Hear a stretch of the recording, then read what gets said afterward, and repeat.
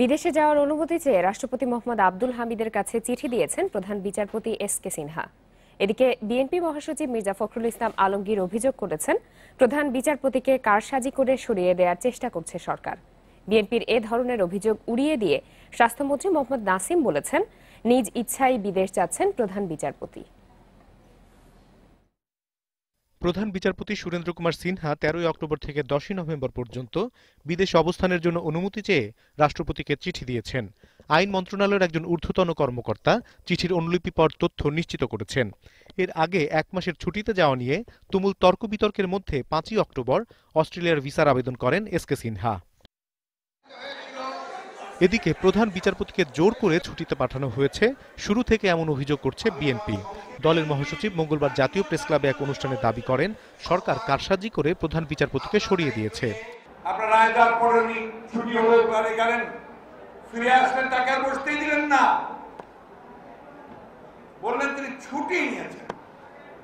সেই ছুটির সম্পর্কে যে সমস্ত পত্র পত্রিকায় গণমাধ্যমে যে সমস্ত বিষয়গুলো উঠে এসেছে, এই দেশের মানুষ খুব পরিষ্কার করে বুঝে গেছে এটা হচ্ছে আপনাদের কারসাজি করে আপনারা এই প্রধান বিচারপতিকে সরিয়ে দিচ্ছেন।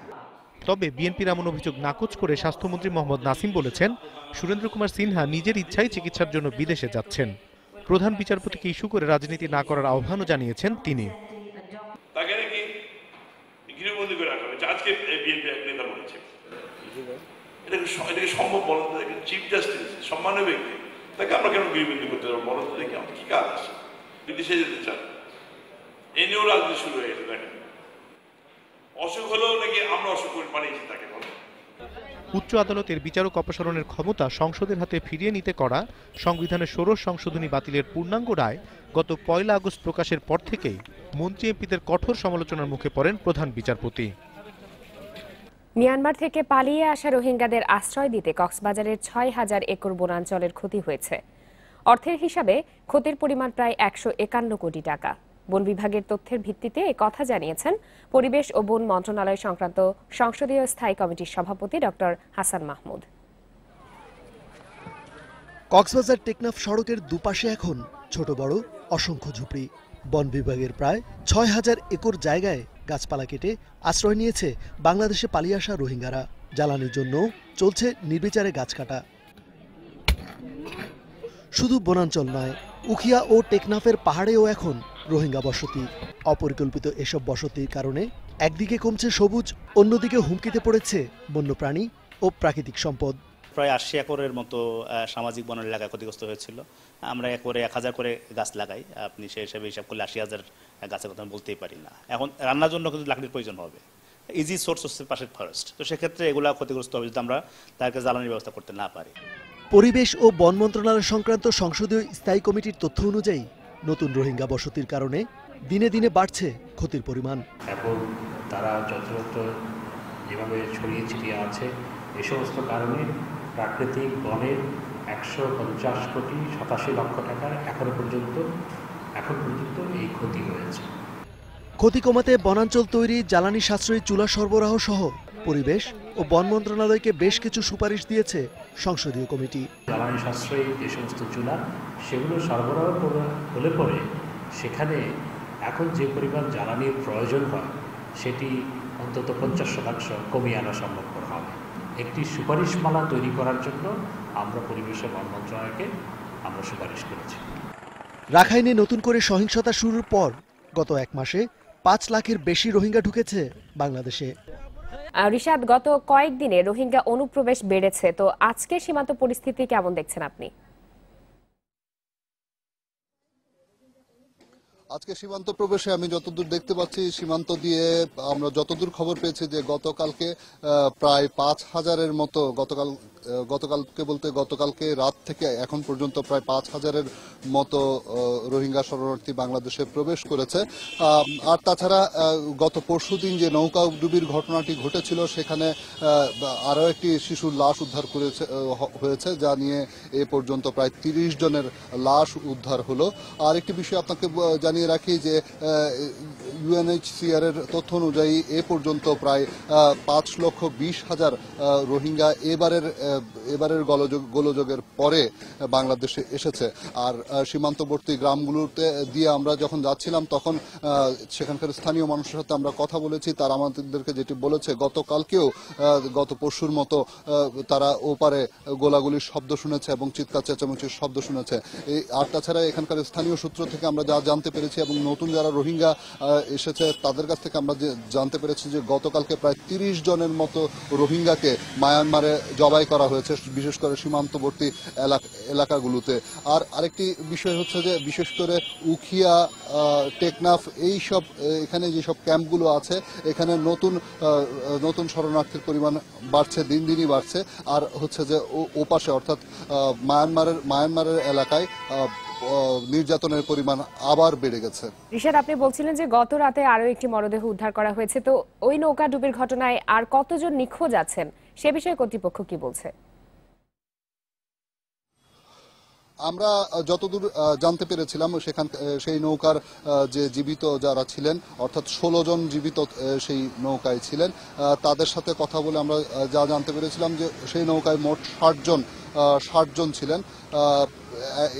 গতকালকে পর্যন্ত এখন পর্যন্ত প্রায় 30 জনের মরদেহ উদ্ধার করা গেছে। তার মানে হচ্ছে যে আরো 14 জন, আশা করা যায় যে আরো 14 জনের লাশ এখন পর্যন্ত নিখোঁজ আছে।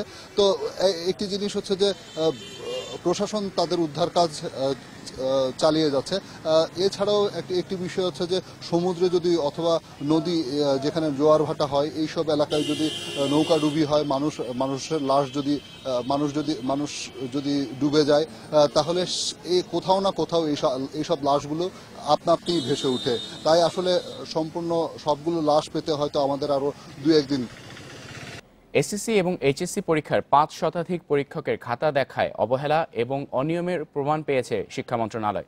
এরই মধ্যে তাদেরকে শোকজও করা হয়েছে।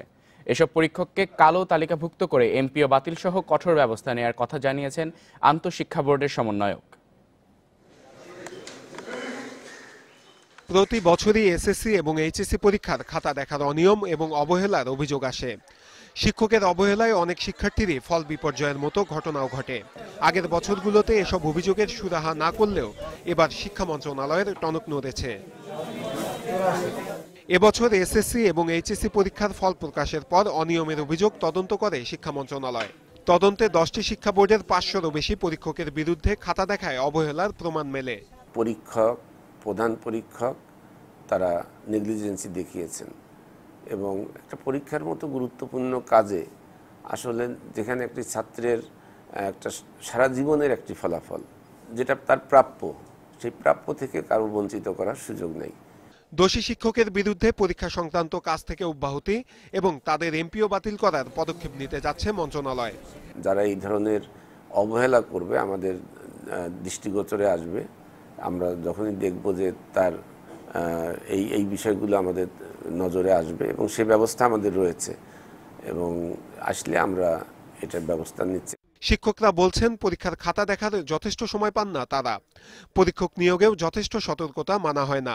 কোয়ালিটির দিকে তার ইটা না গিয়ে আপনার ওই কোয়ান্টিটির উপরে যায়, কোয়ান্টিটির উপরে গিয়ে নম্বরটা দিয়ে দেয়। ফলে হয় কি সেই কোয়ান্টিটিতে আছে অনেক অপ্রাসঙ্গিক কথা যেটা কোনো সুনির্দিষ্ট উত্তরের সাথে সম্পৃক্ত নয়।